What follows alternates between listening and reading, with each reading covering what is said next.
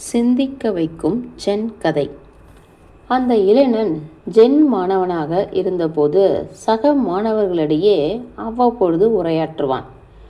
இதை கேள்வியுற்ற அவன் தாயார் அவனுக்கு ஒரு கடிதம் எழுதினார். அதில், இப்படி நடமாடும் அகராதியாக இருப்பதற்காக நீ பௌத்தத்தை தழுவவில்லை. ஊருக்கு வெளியே சந்தடி இல்லாத ஒரு கோயிலில் அமைதியாக அமர்ந்து தியானம் செய். அதுவே உனக்கு ஞானத்தை தரும்.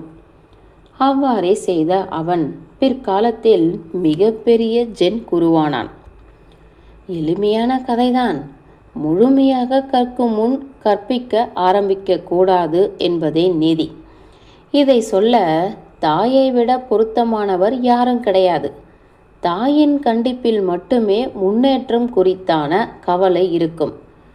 கற்றபின் நிற்க அதற்கு தக என்று வள்ளுவர் சொன்னதும் கற்பதற்கு முன் எந்த வெஞ்சரும் செய்யாதே என்பதைதான். முழுமையான ஆன்மீக பயிற்சி இல்லாத பல செல்ஃப் ஸ்டைல்டு குருக்கள் நம்முடைய இருக்கிறார்கள். பதஞ்சலி முனிவர் 8 அங்கங்களாக சொன்ன யோக சூத்திரத்தை, அதாவது நியமம், இயமம், ஆசனம், பிராணாயாமம், பிரத்யாகாரம், தாரணை, தியானம், சமாதி, அவரவர்கள் தாங்கள் எதை எவ்வளவு புரிந்து கொண்டார்களோ அதுதான் யோகா என்று சொல்லி பிராண்டு பெயர்களை வைத்து விற்கிறார்கள்.